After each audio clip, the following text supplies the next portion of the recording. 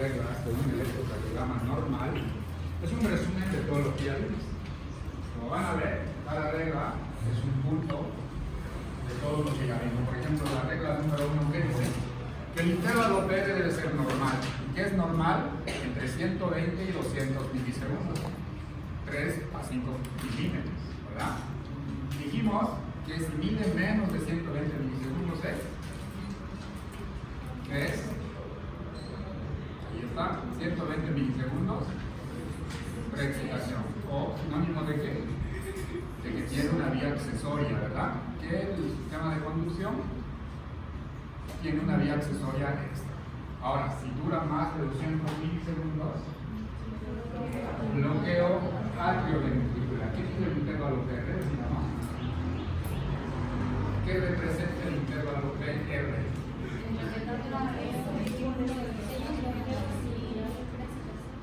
Ok, pero ¿qué representa? El tiempo que tarda de llegar el estímulo eléctrico delante de los ventrículos. El tiempo que transcurre desde que se genera el impulso hasta que llega a los ventrículos. Eso es el PR, el intervalo PR. Si llega muy rápido, preexcitación. Si llega muy tarde, bloqueo atrioventricular. Pero estamos hablando de bloqueo atrioventricular, no estamos hablando de bloqueo interauricular, no estamos hablando de bloqueo interventricular, tampoco intraventricular. Estamos hablando de bloqueo atrioventricular. ¿Vale?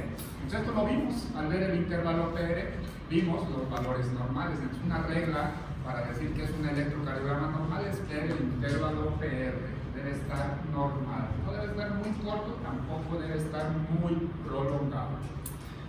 ¿Qué dice la regla número 2? Que la anchura del complejo QRS no debe ser mayor de 120 milisegundos. No hay QRS estrecho, decíamos, ¿verdad? Pero sí puede haber QRS ancho. QRS ancho lo denominamos cuando es mayor a 120 milisegundos, que es igual mayor a 0,12 segundos o mayor a 3 cuadraditos pequeños. Eso es un QRS ancho. Por ejemplo, yo tengo un QRS ancho y tengo la imagen de bloqueo de rama derecha. Si el QRS mide menos de 3 cuadraditos, pues es un bloqueo incompleto de rama derecha. Si mide más de 3 cuadraditos, puede llamarlo bloqueo completo de la rama derecha. Tengo ejemplos más adelante de eso. ¿Vale? Acá en el punto 2, solo recordar que puede existir QRS ancho. ¿Y cuándo es QRS ancho? Mayor a 120 milisegundos. No hay QRS estrecho, por si acaso. ¿Qué dice la regla número 3? Que el complejo QRS debe ser predominantemente positivo en las derivaciones de 1 y de 2. Eso lo vimos al iniciar el electrocardiograma, ¿no? ¿Por qué en D1 y D2 los complejos QRS son predominantemente positivos? ¿Y por qué los complejos QRS son predominantemente negativos en ABR, ¿verdad? Ahí lo hemos explicado esto de la regla número 3. Regla número 4 dice que el complejo QRS y la onda T tienen que tener normalmente la misma dirección en las derivaciones de los miembros. ¿Cuáles son? De D1 a D3, de ABR a ABR. O sea, en estas derivaciones el complejo QRS y la onda T tienen que tener la misma dirección. Es decir, si el complejo QRS es predominantemente positivo, la onda T debería ser predominantemente positiva. Si el complejo QRS, mira, fíjense acá en ABR, el complejo es predominantemente negativo, pero la onda T también es negativa. A eso se refiere que el complejo QRS y la onda T deben tener la misma polaridad en las derivaciones de las extremidades. D1, D2 y D3, ABR, ABL y ABR. Eso es como regla número 4. Regla número 5, lo que ya sabemos, todas las ondas son negativas en ABR, o por lo menos la gran mayoría. Puede haber algunas excepciones, sí, pero en general la gran mayoría de las ondas o todas las ondas son negativas en ABR. ¿Por qué? Porque decíamos que de ABR, que está aquí arriba, el impulso eléctrico se aleja todo el tiempo del brazo derecho, ¿no? Por eso ya hemos explicado que en ABR normalmente las ondas son negativas. Regla número 4. Regla número 5. Decíamos 6, ¿no? La progresión normal de la onda R, ¿no? Es decir, que la onda R, fíjense cómo va progresando. Una onda R pequeñito, más grande, más grande, más grande. tiene una tendencia ascendente hasta B4 y de B4, B5, B6 disminuye. Progresión normal de la onda R, también una progresión normal de la onda S. La onda R debe crecer de B1 a B4, B5 y B6 normalmente disminuye como vemos acá. Progresión normal de la onda R. Ese es otro parámetro para poder considerar un electrocardiograma normal. Regla número 7, decíamos que el segmento ST debe ser isoeléctrico, es decir, estar en la línea de base, excepto en B1 y B2, donde puede estar ligeramente elevado y considerarse normal, como elevación del punto O, ¿no? Entonces, el segmento ST normalmente debe ser isoeléctrico, estar en la línea de base, excepto en B1 y B2, donde puede tener una ligera elevación del segmento ST. Regla número 7. Regla número 8. Esto ya lo vimos. La onda P debe ser siempre positiva en D1 o D2, ¿verdad? También acá lo podemos usar en la B. Y la onda P también tiene tendencia a ser positivo de B2 a B6. Solo en B1 la onda P suele ser negativa. De B2 a B6 la onda P casi siempre tiene que ser positiva. ¿Ah? Obviamente esto no implica para ritmo sinusal, ¿no? Para ritmo sinusal son otros 6 puntos que ya lo hemos descrito la vez pasada. Regla número 9, la onda Q. No debe haber onda Q, lo que decíamos. Y si hay, debe ser menos de 1 milímetro, decíamos, ¿verdad? O menos, eso en cuanto a tiempo, debe ser menos de un cuadradito, menos de 40 milisegundos o menos de 0.04 segundos. Y en sentido de voltaje, ¿cuánto es lo máximo permitido? Decíamos. No, más o menos, por ahí vas. No debe ser más del 25% de la onda R, ¿no? Por ejemplo, a ver dónde tenemos onda Q. Mira acá. Acá tengo una pequeña onda Q. Y mi onda R, vamos a colocarle 10 cuadraditos hacia arriba. Es decir, mi Q no debe pasar más de 2 cuadraditos y medio. No debe ser más del 25% de la onda R. Eso en sentido de voltaje. En sentido de tiempo, no debe ser mayor a 1 cuadradito, no mayor a 0.04 segundos o no mayor a 40 milisegundos. Esa es la regla número 9. La onda Q casi siempre es patológico, excepto si tiene estas medidas. Y la onda 10, la regla 10, la onda T debe ser positiva de 1, de 2 y de B2 a B6 normalmente. De B2 a B6 la onda T tiene que ser normalmente negativo o positivo, perdón. Y también en D1, D2, mira acá positivo en D1, D2 y de B2 a B6, B2, B3, B4, B5, B6. Entonces son reglas para poder decir, adicional a todo lo que ya vimos, para decir que es un electronormal, podemos considerar estas 10 reglas de un electrocardiograma normal. Entonces, ya habiendo descrito todo lo que es un electrocardiograma normal, nosotros podemos empezar a describir todo lo que ya hemos visto. Por ejemplo, acá yo veo un electrocardiograma de 12 derivaciones. Hay electrocardiograma de 6 derivaciones, por si acaso. Entonces yo empiezo a describir electrocardiograma de 12 derivaciones. ¿A qué calibración está? Estándar. El ritmo, podemos repasarlo. Fíjense aquí abajo, todos los complejos QRS previamente tienen onda P. La onda P es positivo en D1, D2, positivo en ABF y es negativo en ABR. La onda P es positivo en D1, positivo en ABF, el eje va a estar entre 0 y 90. El intervalo PR es normal y es constante. Este intervalo PR es igual a este y este es igual a este de acá. Y la onda P tiene una misma morfología, una misma derivación. Es decir, el ritmo es sinusal, aún teniendo un ritmo irregular. Fíjense, acá el intervalo RR es más amplio, acá es más corto. El ritmo es irregular, pero sigue siendo ritmo sinusal. Entonces el ritmo es sinusal. La frecuencia cardíaca, esto es ritmo irregular. ¿Cómo vamos a calcular la frecuencia cardíaca? 6 segundos o 30 cuadraditos grandes. Y ahí contamos la cantidad de complejos QRS que tengamos y lo multiplicamos por 10. Y esa es nuestra frecuencia cardíaca. Eje eléctrico del corazón. ¿Cómo sacamos el eje eléctrico, Alicia? Hay unos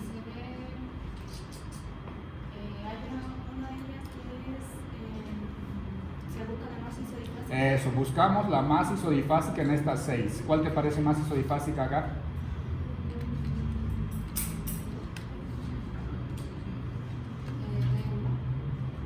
Más isodifásica de 1. Y sí, puede ser de 1. Y luego. Luego se busca la perpendicular. Eso, la perpendicular de D1, ¿cuál es? ABF. Y ABF es positivo. ¿Y ABF positivo dónde apunta? Para abajo. ¿Y para abajo cuánto es? Positivo o negativo. Positivo. Abajo siempre es positivo, arriba negativo. Entonces, ABF positivo apunta a más 90. ¿Otro método ahí? ¿Tú? ¿Qué método? Otro método para calcular el eje eléctrico. Buscas la derivación de mayor voltaje. ¿En qué derivación? ¿En qué derivaciones buscas los cuerpos de mayor voltaje? En todas, en las dos. ¿En cuáles?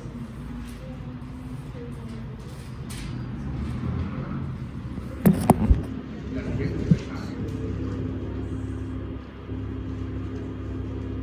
Las propiedades se van a migrar. Porque esto va a ser el examen. Que vaya buscando un eje, vas a tener que destacar. Eso, de los miembros. En esos 6, ¿cuál te parece que tiene mayor voltaje? De los, y de los es positivo o negativo. ¿Por qué es positivo? Eso, porque la onda R tiene mucha positividad y casi no hay S y no hay Q. Entonces positivo. ¿Y D2 positivo dónde apunta?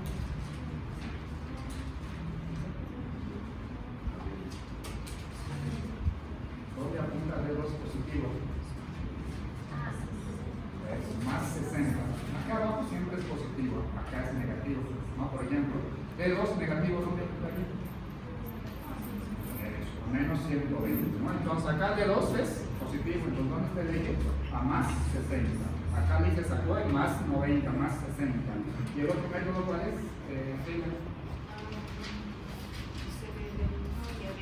Eso, ¿de uno y qué? ABF es positivo, D1 es positivo, positivo, positivo, abajo a la izquierda, entre 0 y 90. Entonces, por los tres métodos, el eje está entre 0 y 90. ¿Y eso cómo es? ¿Normal o anormal? El eje nos salió entre 0 y 90 grados. ¿Cómo está el eje? Normal. ¿Y de cuánto a cuánto es normal? De 0 a 90. ¿En neonatos igual? No, en neonatos ¿cómo es normal? Eso, de más 90 a más 180, en extremos de la vida, ¿no? Neonatos y ancianos, más 90 y más 180. Acá es normal en neonatos. En cambio, el resto de la población, acá, incluso está acá, de menos 15 hasta más 110, podemos considerar normal. Entonces, eso colocamos acá al escribir eje del QRS más 60. Luego medimos las ondas, la onda P. ¿Cuál es el valor normal de la onda P? De eso, la regla de los 2.5. ¿Qué significa eso?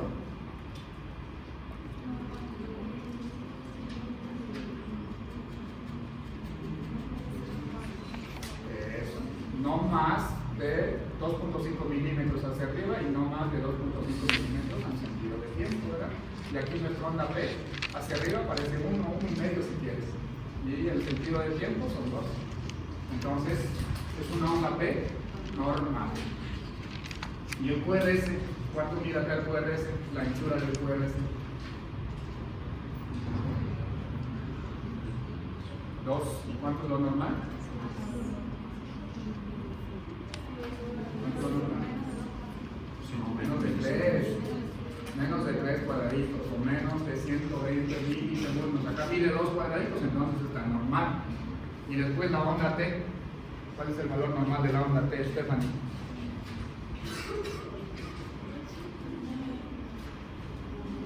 Onda T.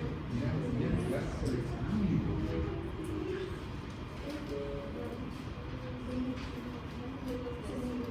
Eso, en las frontales o de las extremidades menos de 5 milímetros. En las peculiares se ven menos de 10. O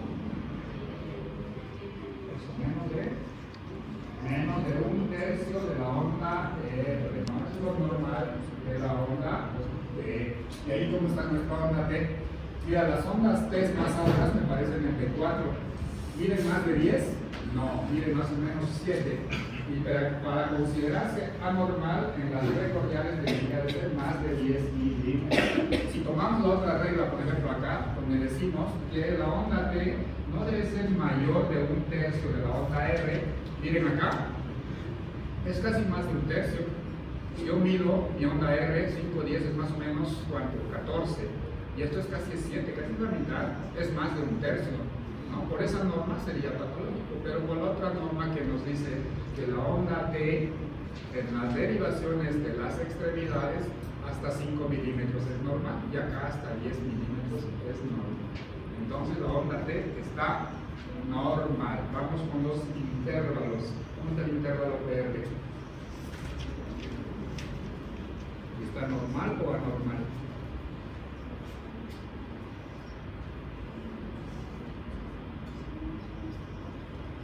¿Cuánto es lo normal del intervalo PR?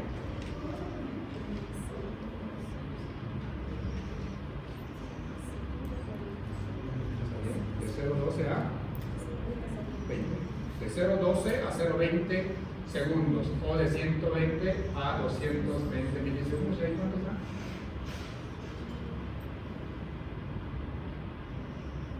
¿Cuántos cuadraditos pequeños miden o cuántos milímetros?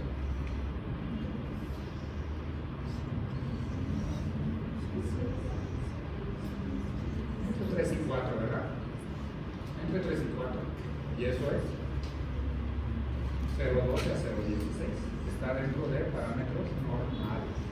Y luego el QT, ¿cómo está el intervalo QT? Acá. ¿De dónde a dónde mides el intervalo QT? Desde el inicio de la hasta el inicio de la onda T. Desde el inicio del complejo QRS hasta el inicio hasta el inicio de la onda T. Mal. Hasta el final de la onda T. Y acá, por ejemplo, ¿cuánto mide? Hay una manera que les he enseñado para decir QT normal o QT ancho. ¿Cómo es?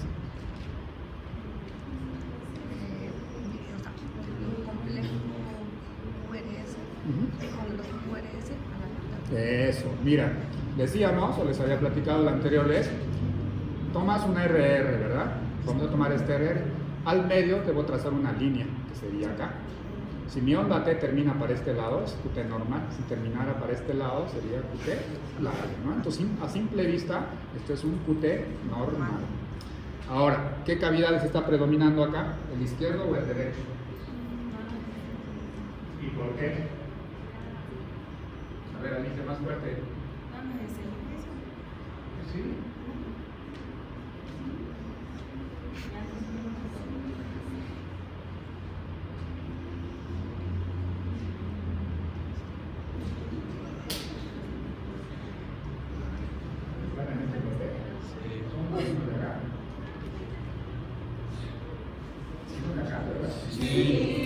Solo que estás esperando que te dé de hablar. Nada, venga pasando.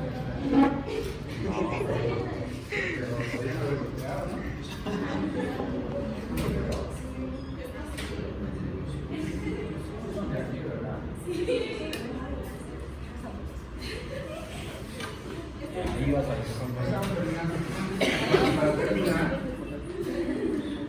ya, ¿cómo dijimos predominio ventricular?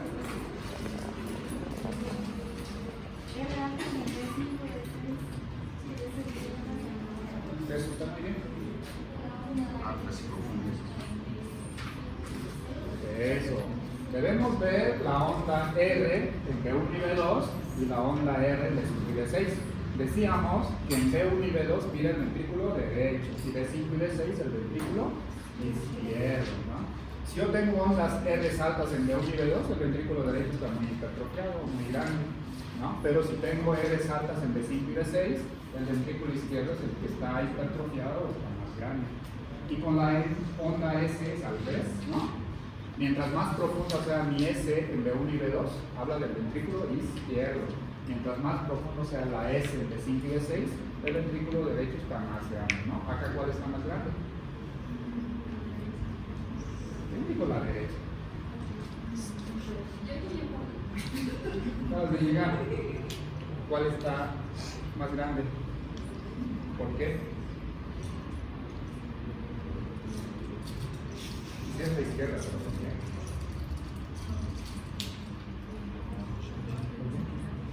Porque está grande, porque está alta, que está alta.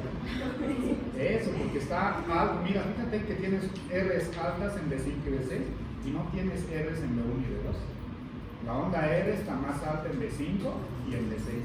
Además que tienes S profundas en B1 y B2. No tienes S ni B5 ni B6. Entonces, ¿qué ventrículo predomina acá? El ventrículo izquierdo. Además, el eje está normal abajo a la izquierda. Si predominaría el ventrículo derecho, el eje debería estar desviado a la derecha. Es normal que el eje esté a la izquierda porque en ese lado está el corazón. Y listo, así es como describimos un electrocardiograma de manera normal. Y así es como van a hacer en el examen.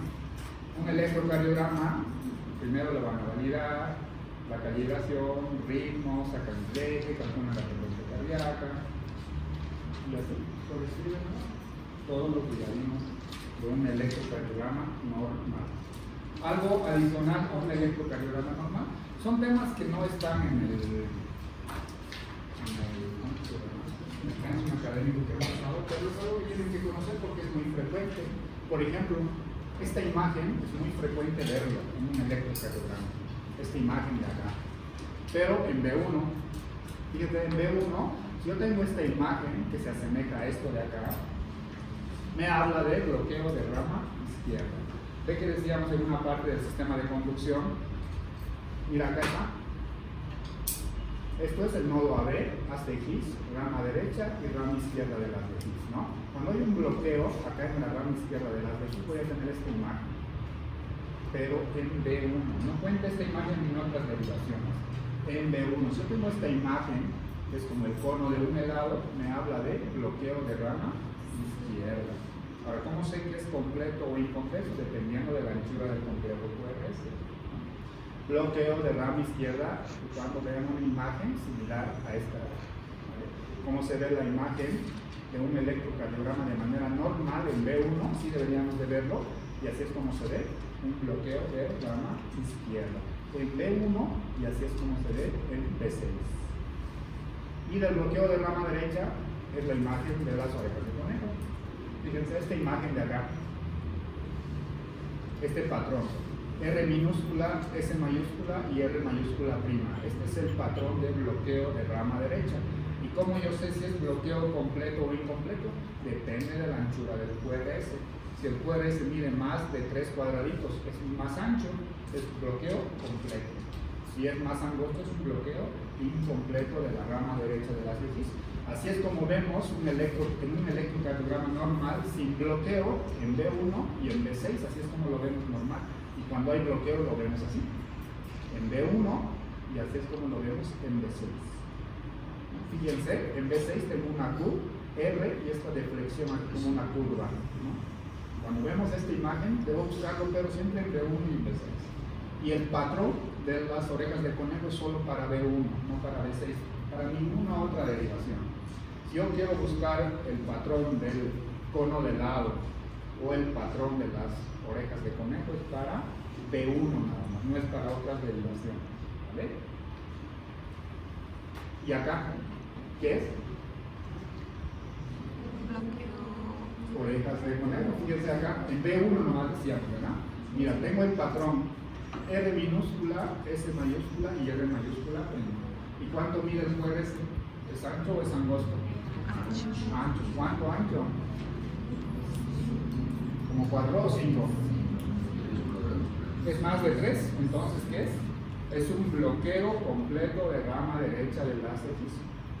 Y fíjense la muestra en B6. Tengo una Q, R y en la S descendente que hay una pequeña muestra. Similar a este de acá. Fíjense, en B1 vemos este patrón y acá esta muestra en un electrocardiograma. Entonces, ¿por qué es un bloqueo completo de rama derecha del haz de X? Ojo que el patrón solo sirve para B1. Porque este patrón es muy frecuente verlo en B1, en D1 o en D2, entonces ahí no pasa nada, ahí no podemos catalogar como bloqueo. Solo sirve para B1. Y este de acá, cono de lado, solo en B1, pero ¿verdad? Solo en B1. Fíjense el patrón, en B1, el cono de lado, y en B6 es muy similar a este. En B1, esto es derivación B1 y esto es derivación B6. Es muy similar. Bloqueo de rama izquierda. Ahora, el bloqueo de rama izquierda no es tan sencillo. Hay bloqueo del fascículo anterior y hay bloqueo del fascículo posterior. Pero eso ya es más complejo y no nos vamos a meter. Nada más, cuando ustedes vean imagen así como esta de cono de lado, bloqueo de rama izquierda. ¿Qué más? Algo adicional. A esto es muy común verlo. Fíjense algo que nos llama la atención acá. QRS pequeño, QRS más grande. Pequeño, grande, pequeño, grande. ¿De qué nos habla esto? Derrame pericardio. Se llama alternancia eléctrica, así se llama. Un QRS alto, el otro más pequeño. Alto, más pequeño, alto, más pequeño. Cuando veamos este patrón, probablemente el paciente tenga derrame pericárdico. También aparece una taquicardia supraventricular. Aparecen determinadas circunstancias. Cuando hay derrame pericárdico o cuando hay una taquicardia supraventricular. Y esto es para ¿Perdóname? B3 y B4. En todas las derivaciones. En todas. Esto de alternancia en todas las derivaciones. De 1, de 2, de 3, en todas las derivaciones. En el dedos largo, por ejemplo, lo vamos a ver así. Uno alto, otro pequeño, uno alto, otro pequeño. ¿Qué se llama? Alternancia eléctrica, ¿no? Alterna un complejo QRS amplio y el otro más amplio, ¿vale? Es característico de taponamiento cardíaco. ¿Cuál es la tríada del taponamiento cardíaco? Esto. ¿Qué más? Ya has visto cuando decimos que somos expertos en interpretar electrocardiograma y nos salen con este electrocardiograma como este. Entonces, somos expertos, pero cuando vemos un electro como esto, no, ¿verdad? No parecemos ser tan expertos. ¿Por qué? Porque esto es una chingadera, ¿no? ¿Qué mismo sinusal o no es sinusal? No se sabe. Entonces, para esto tenemos que aprender arritmias, o bradiarritmias, o taquiarritmias. En algún lado tenemos que encuadrar esto de acá. O sea, podemos ser capaces de interpretar este electrocardiograma, claro que sí. Pero hasta acá ustedes tienen que repasar el electrocardiograma y no andan repasando bien. Por ejemplo, el primer paso para entender este electrocardiograma es esto de acá, ¿no? ¿Cómo clasificamos las arritmias cardíacas? Taquiarritmias, bradiarritmias o ritmos desorganizados. Dentro de las taquiarritmias tenemos las taquicardias supraventriculares. Estas taquicardias supraventriculares son de QRS angostos. Y estos de acá, las taquicardias ventriculares de QRS angosto. Dentro de las bradiarritmias tenemos la bradicardia sinusal, que es lo más común, y luego tenemos los famosos bloqueos atrioventriculares y el bloqueo sinoatrial, que son los más frecuentes. Y de este lado, dentro de los ritmos desorganizados o ausentes, tenemos la sistolia, la fibrilación ventricular y la disociación electromecánica. ¿Cuál es lo más importante de acá? Taquicardia supraventricular, que es muy frecuente, es algo que tenemos que ver. Acá hay muchos tipos de arritmia, flutter, fibrilación, jet, etcétera, hay un montón. Taquicardia ventricular es una sola, pero hay criterios. Hay criterios para poder decir cómo es un electrocardiograma con taquicardia ventricular. La taquicardia sinusal es muy sencillo. Tenemos un electrocardiograma para Stephanie, por ejemplo, le tomamos un electro y su frecuencia cardíaca está en 40. ¿Es normal para un adulto? No, es un electrocardiograma en ritmo de bradicardia. Y solo tengo que ver si es sinusal. No, si es sinusal, va a ser una bradicardia sinusal. Es muy fácil de hacer. El problema está acá, en los bloqueos atrioventriculares, que es una clasificación relativamente sencilla, y los bloqueos sinoatriales sí es muy complejo. Claro que no vamos a llevar, pero sí tenemos que llevar los bloqueos atrioventriculares. Y de este lado solo la fibrilación ventricular, el resto es más para especialidad. ¿Vale? Esto de acá no se olviden para el momento de tomar electrocardiograma, ¿no? Los equipos electrocardiográficos para los que se han desarrollado acá en América tienen esta simbología. En cambio, los equipos de Europa tienen esta simbología. Vienen muchas veces solo con colores, ¿no? Cuando vienen con colores, por ejemplo, esos de Europa, es bien fácil para nosotros, ¿no? Para los bolivianos, porque es rojo, amarillo, de hecho, es súper sencillo, y el negro va al neutro. En cambio, esto de acá también es fácil, nada más es el inglés, ¿no? Brazo derecho, brazo izquierdo, pierna izquierda y esto es neutro. ¿Vale? Eso es para que lo tomen en cuenta cuando hagan el internado, para que puedan colocar los electrodos. Y esto de colocación de los electrodos también ya lo hemos visto, nada más para que no se olviden cómo va la colocación de los electrodos en las precordiales. ¿Vale? Y ya. Ahora viene lo difícil. Hasta acá es todo fácil. Ahora viene la parte más complicada, la parte de bradiarritmias. Yo creo que bradiarritmias vamos a ver la siguiente clase. Pero hoy vamos a ver algo que yo vi que no están... Bueno, algunos que vienen a la práctica conmigo, les pedí que me lo interpretaran una radiografía y como que no pudieron. Pues vamos a ver algo de radiografías. Algo de radiografía, conceptos generales, pero siempre enfocado a lo cardiovascular, ¿vale? No tanto enfocado a lo pulmonar. Conceptos radiográficos de cardiología cardiovascular, algo relacionado a cardio, no enfocado a pulmonar, no, enfocado a cardiovascular. ¿Qué es lo más importante que una radiografía? Determinar si es una radiografía posterior o anteroposterior. ¿Por qué? Porque en una radiografía anteroposterior la imagen cardiovascular se magnifica, ¿verdad? Y podemos dar falsos diagnósticos. Porque en una radiografía cardiovascular, ¿qué es lo que nosotros sacamos? Algo que se llama índice cardiotorácico. Y el índice cardiotorácico en una radiografía anteroposterior siempre se magnifica. Entonces, si nosotros no tenemos la capacidad de decir que es una radiografía anteroposterior, podemos decir que es una cardiomegalia sin ser cardiomegalia. Nada más que la radiografía ha sido tomada anteroposterior. Para evaluar la silueta cardiovascular tiene que ser una radiografía postero-anterior siempre. Radiografía postero-anterior. En esa imagen debemos evaluar el índice cardiotorácico. Solo en neonatos tomamos el índice cardiotorácico en una radiografía antero-posterior, porque a un neonato no lo vas a colocar en nivel de estación, ¿verdad? Por eso que el índice cardiotorácico en neonatos es más amplio, hasta 0,65 se considera normal. Entonces acá es una clase de radiografía enfocado a cómo sacar el índice cardiotorácico, qué cosas tenemos que ver relacionado al corazón. Por ejemplo, esta es una radiografía postero-anterior y esta es una radiografía antero-posterior. ¿Cuáles son las diferencias o qué diferencias hay? Eso es lo que vamos a ver. Por ejemplo, empezaremos con la radiografía postero-anterior. ¿Por qué es postero-anterior? Porque los rayos de rayos X penetran por la parte posterior del paciente. Fíjense, esto es el chasis, acá está la placa radiográfica, al paciente lo colocamos así, y los rayos X vienen de acá. Los rayos X penetran por la parte posterior del paciente, por eso es una radiografía postero-anterior. Se toma normalmente en hiperestación, la distancia puede variar, pero pues normalmente es 2 metros entre el tubo, que es este de acá, y el chasis, que es este. Y normalmente siempre lo tomamos en inspiración profunda. ¿Qué características tiene una proyección postero-anterior o una PA? Siempre en el hospital lo van a tomar como PA. Tomarle una de tórax PA es postero-anterior. ¿Cuáles son las claves para decir que es una radiografía postero-anterior? Primero, que las escápulas deberían estar fuera del tórax. Siempre por fuera.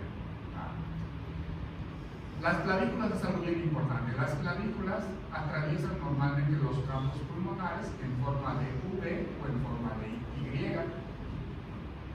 Y otro punto bien importante son los arcos costales. Los arcos costales normalmente son bien curvados. Diferente a la radiografía anteroposterior, donde los arcos costales son más rectos y las clavículas son más horizontales, que ahorita lo vamos a ver. Luego, la burbuja gástrica normalmente lo vemos en una posterior anterior. Esta es la burbuja gástrica.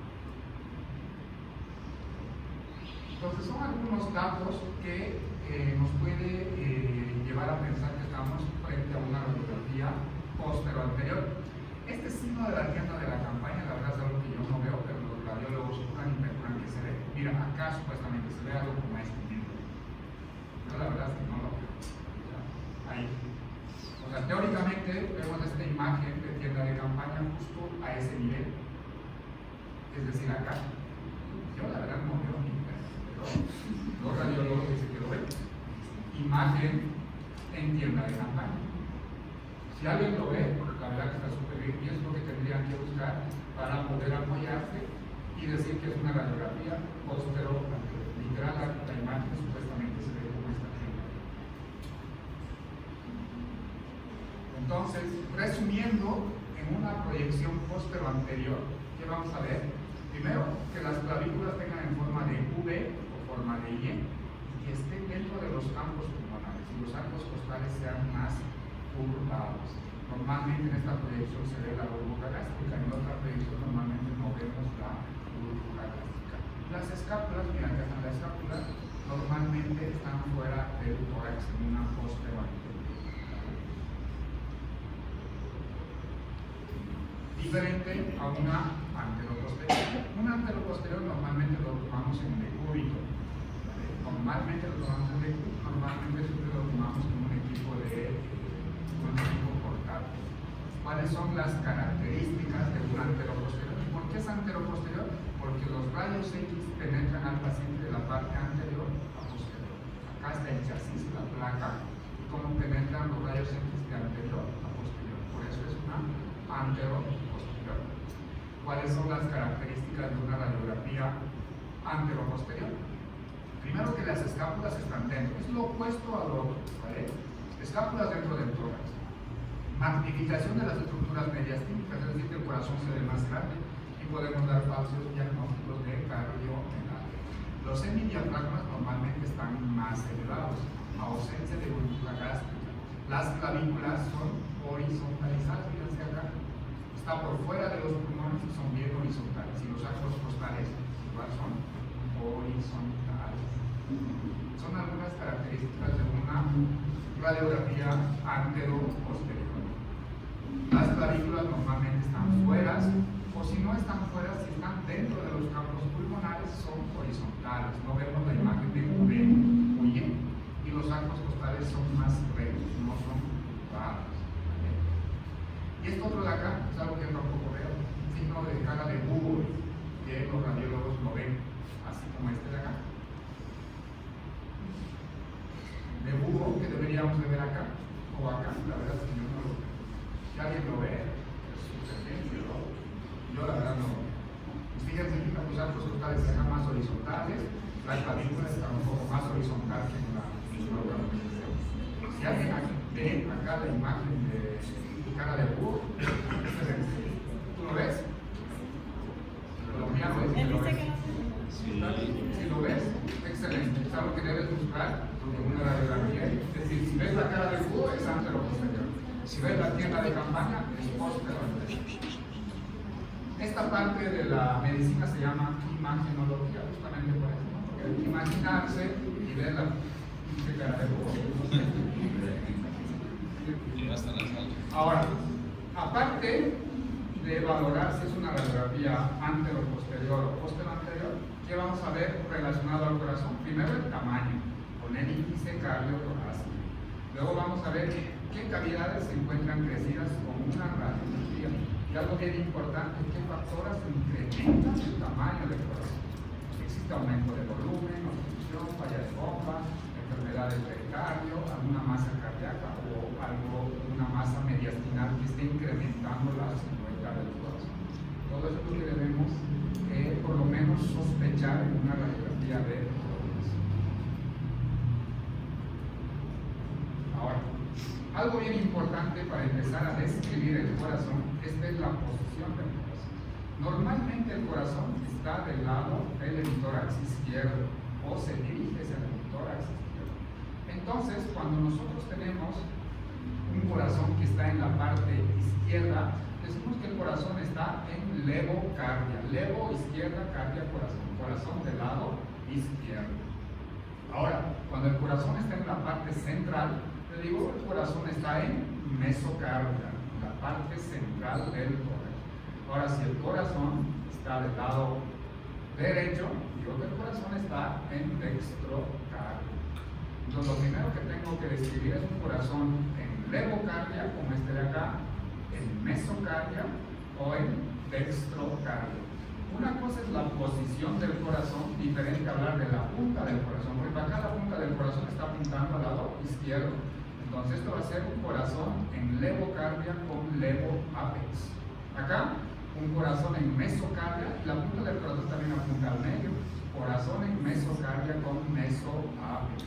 Y este de acá, corazón en dextrocardia con dextroapex, porque la punta del corazón también apunta hacia la derecha. Podemos tener un corazón con levocardia apuntando al lado izquierdo, levocardia con dextroapex. O al revés, tenemos un corazón en dextrocardia, pero la punta apuntando desde la dextrocardia con levoapex. ¿Vale?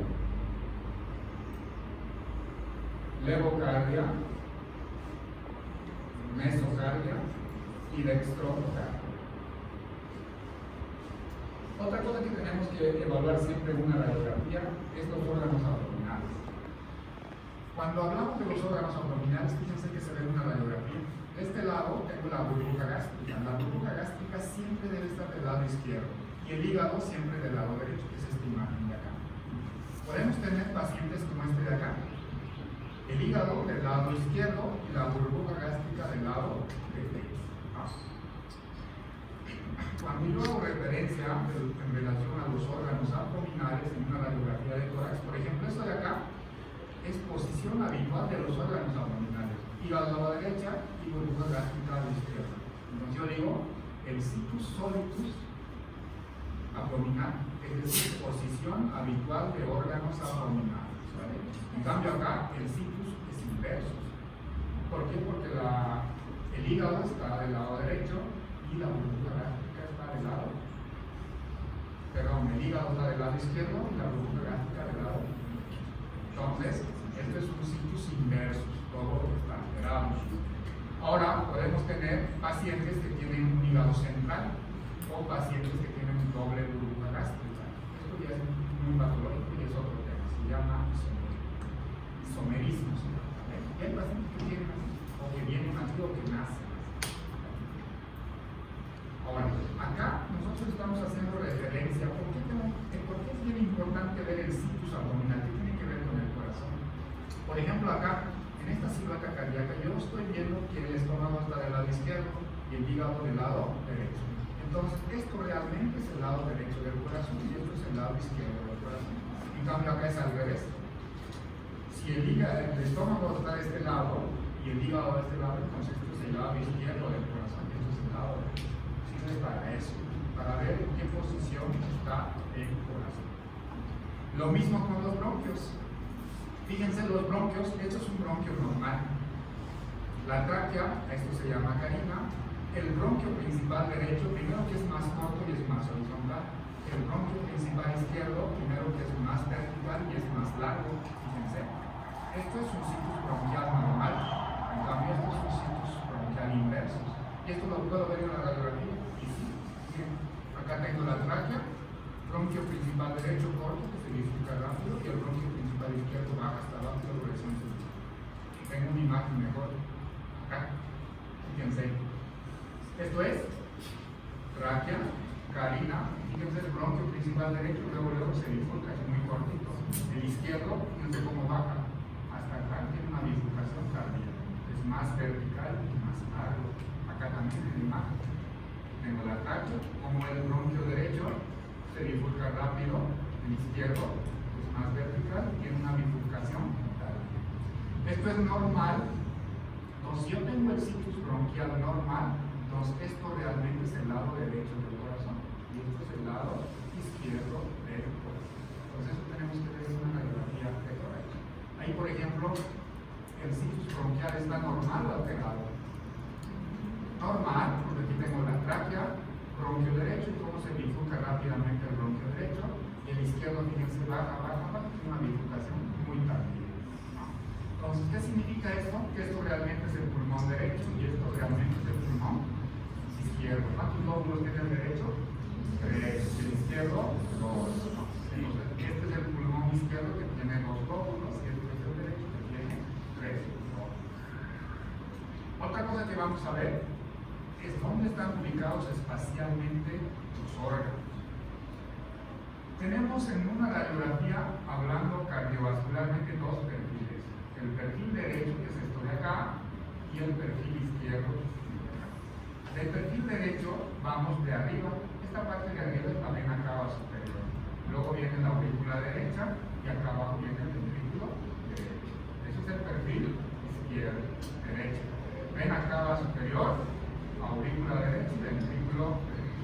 Por ejemplo, si en una radiografía de tórax yo veo esta parte bien abombada, donde voy a decir que la aurícula derecha está muy crecida, ¿verdad? O esta parte veo bien abombada, pues probablemente la vena cava superior esté dilatada por algún motivo.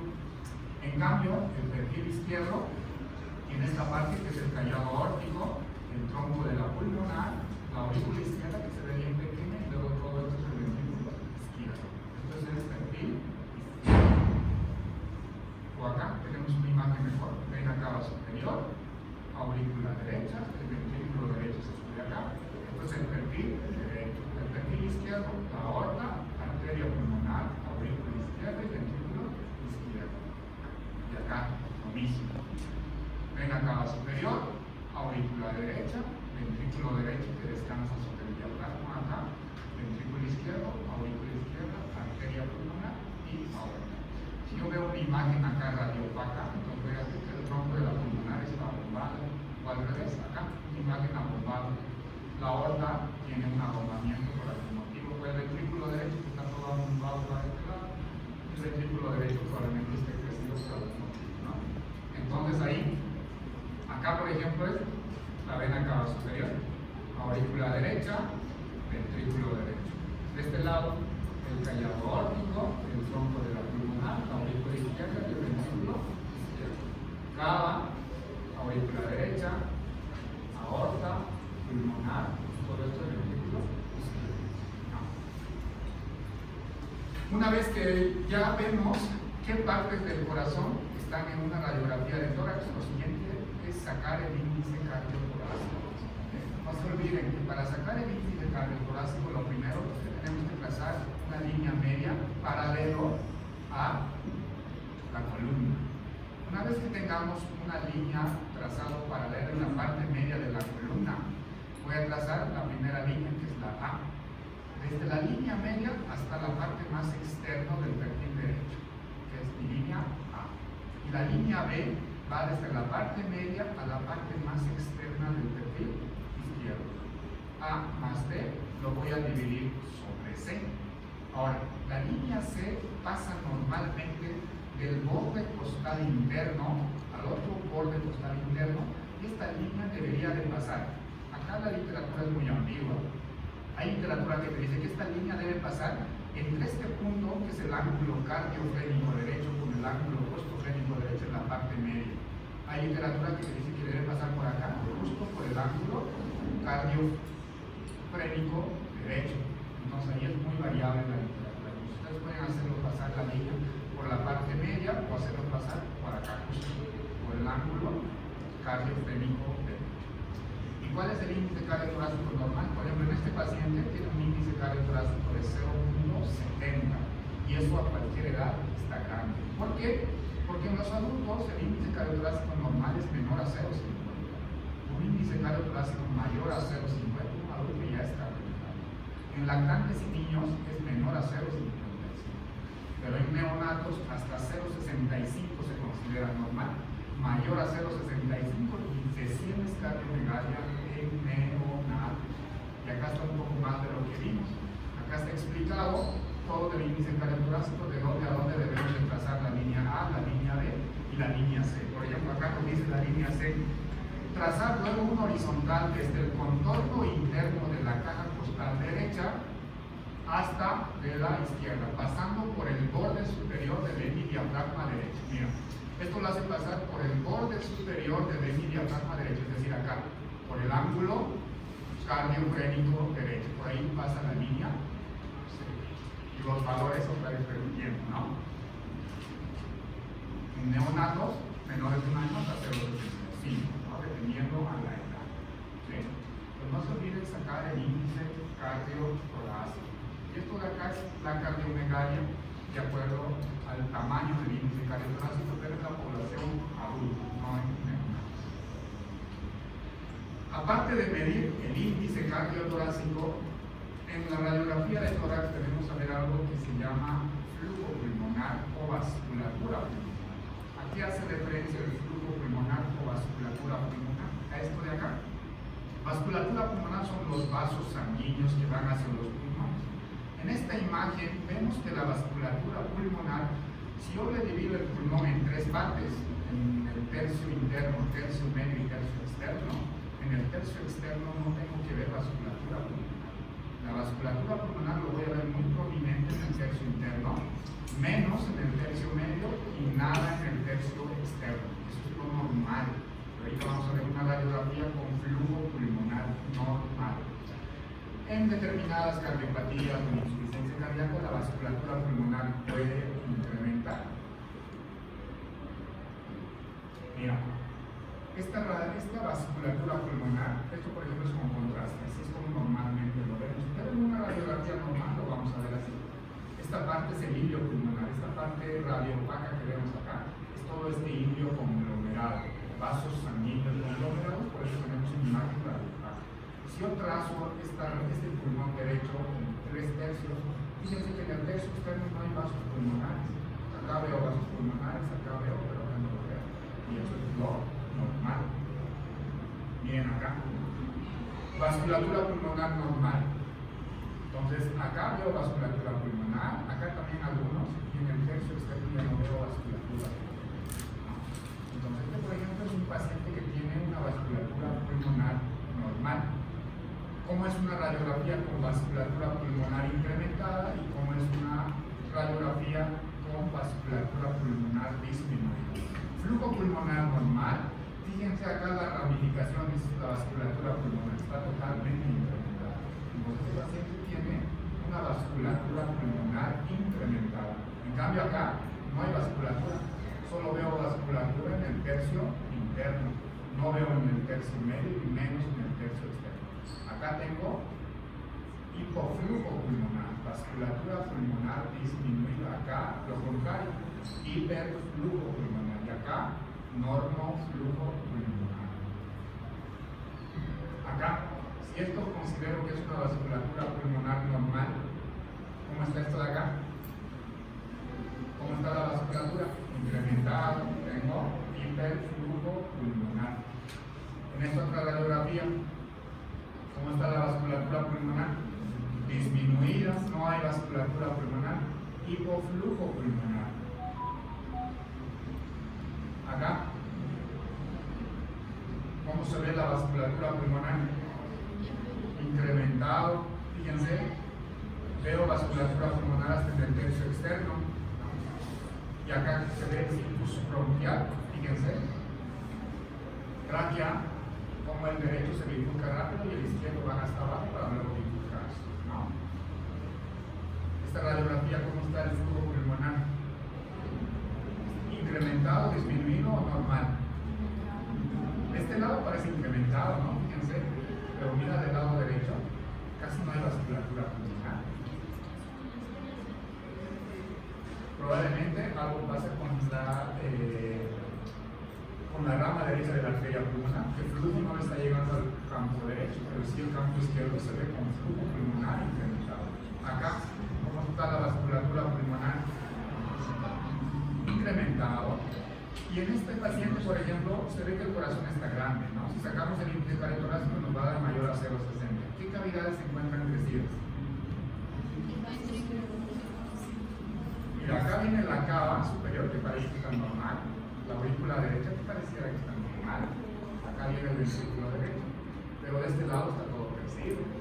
Fíjense, la aorta viene por acá, la pulmonar totalmente crecida y el ventrículo izquierdo está totalmente crecido. Entonces, viendo esta radiografía, yo digo primero que es un cardiomegalia. Debo sacar el índice cardiothorácico, ustedes ya lo saben, A más B sobre C me va a dar mayor a 0,60. Y la vasculatura pulmonar está incrementada con crecimiento del perfil izquierdo. Está crecido tanto el ventrículo izquierdo, la aurícula izquierda y el tronco de la arteria pulmonar. Esta radiografía, ¿cómo está la vasculatura pulmonar? Incrementado. Fíjense, acá tengo el estómago y acá el hígado, ¿no? Los órganos abdominales están en posición adecuada. La la vasculatura pulmonar es incrementada. ¿Y qué cavidades están crecidas acá?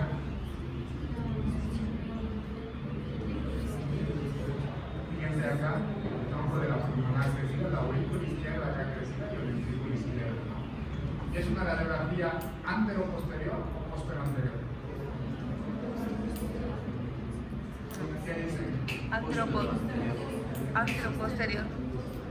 Postero-anterior. ¿Por qué? Por las clavículas, las escápulas están.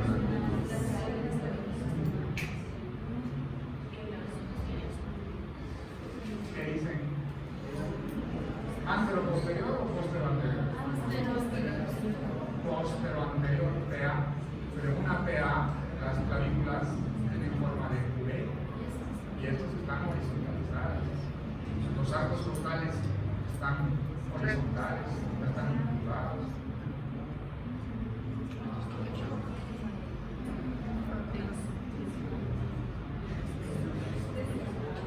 ¿Postero anterior o antero posterior?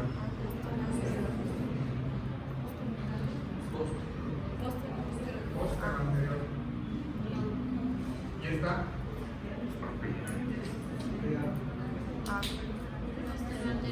Postero anterior, ¿por qué? La clavícula en forma de V, los arcos costales, la broncogastrix. ¿Y acá cómo está la vasculatura pulmonar? Incrementado. Aumentado. ¿Qué cavidades están crecidas? La ventrículo y Eso, el ventrículo izquierdo, mira todo crecido. ¿Cuánto nos dará el índice cardiothorácico? más de Eso va a ser 60. 55, ¿verdad? Con vasculatura pulmonar y crecimiento del lado izquierdo del corazón. Esto de acá, Niño. ¿cómo está la vasculatura pulmonar? Disminuida. ¿AP o PA? AP. AP, mira las clavículas por fuera, los arcos costales rectos y la vasculatura pulmonar disminuida. ¿Y qué cavidades están crecidas acá? Ventrículo y aurícula. Aurícula, ventrículo. La cava parece normal, la aurícula izquierda es acaso un Aumentada. poquito. Acá el que está crecido, fíjense, es el ventrículo derecho. Está tan crecido el ventrículo derecho que desplaza la punta acá. La punta normalmente deberíamos de verla acá, pero la punta del corazón está levantada. Entonces, esto es un paciente que tiene primero vasculatura pulmonar disminuida con crecimiento del ventrículo derecho. Esto de acá, flujo incrementado. ¿Y qué partes del corazón están crecidos acá? Aurícula y ventrículo. Aurícula derecha. ¿Y eso de acá? Cava. La cava superior muy dilatada, la aurícula derecha muy, mira el ventrículo derecho. Todo crecido, ¿no? Con vasculatura. Y el izquierdo también, ¿no? Mira la aurícula izquierda acá crecida, el ventrículo izquierdo. El índice cardiothorácico acá nos va a dar más de 0,60.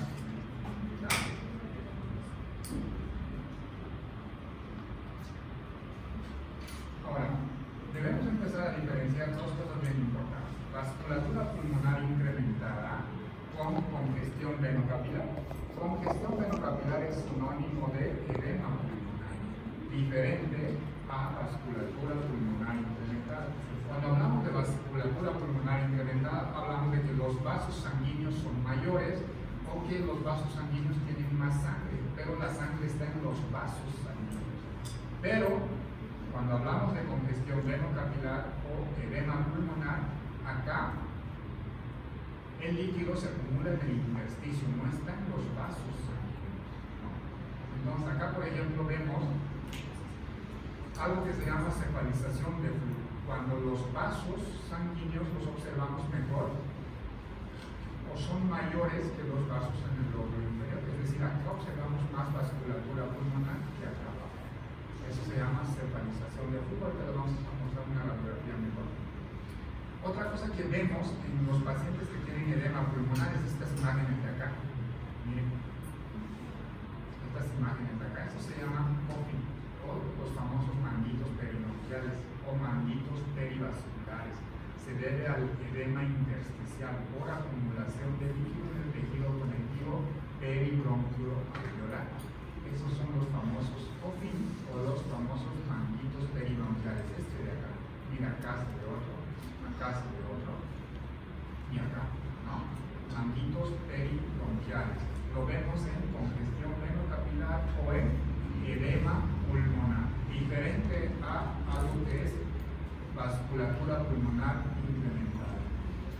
Esto siempre lo han escuchado, las famosas líneas Bedekerle, ¿no? Lo vemos en edema pulmonar.